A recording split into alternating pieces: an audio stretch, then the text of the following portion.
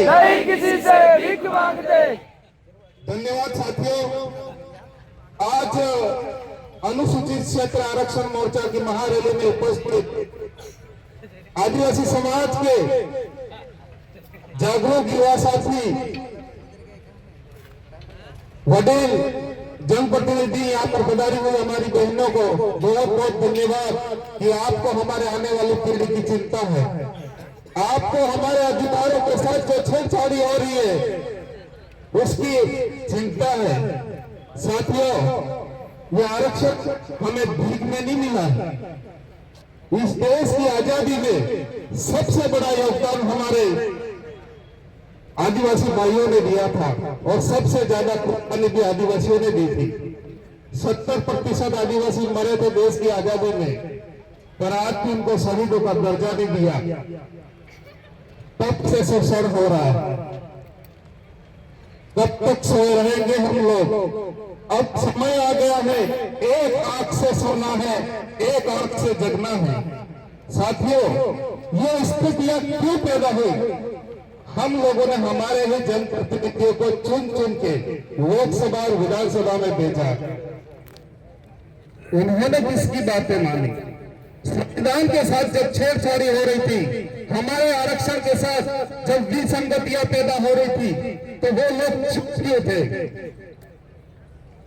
हमें समझना पड़ेगा। हमने भी कांग्रेस बीजेपी को वोट दे के लोकसभा विधानसभा जनप्रतिनिधियों को भेजा, उन लोगों ने पैरवी नहीं की।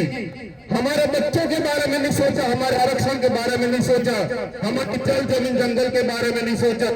आज हम आरक्षण की बात नहीं करते, हम पानी की भी बात करते हैं, जल जमीन जंगल की भी बात करते हैं। जमीन की बात आती है तो मुझे बिरसा मुंडा याद आते हैं, जिन्होंने अंग्रेजी हुकूमत के सामने लड़ाई लड़ करके हमारे 1 लाख आदिवासी इस लड़ाई में मरे थे और अंग्रेज सरकार ने घबरा करके भूमि संपादन एक्ट लागू किया था।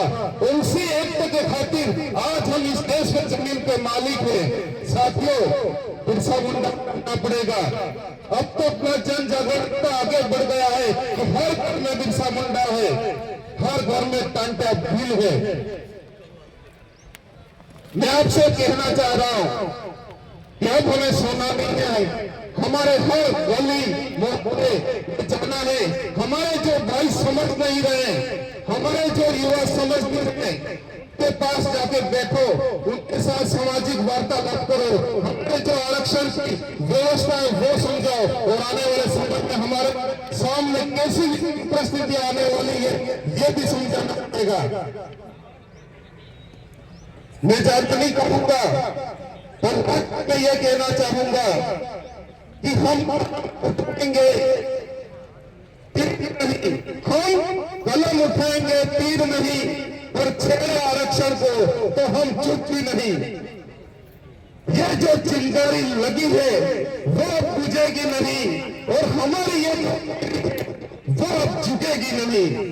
साथियों, हमारा अभी एक साथी कह रहे थे, एक साथी भागीदारा तो बजबला जी के सर पर जूट भी रहती है, वो समय भी आएगा तो हमको सर भी खुजाना पड़ेगा।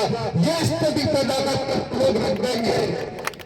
और विधानसभा में हम 4 भाई हैं, आपने हम लोगों पर विश्वास किया है और हम आपके विश्वास के जनप्रतिनिधि हैं, तो आप सब निश्चिंत रहे। जब होगी हम लोग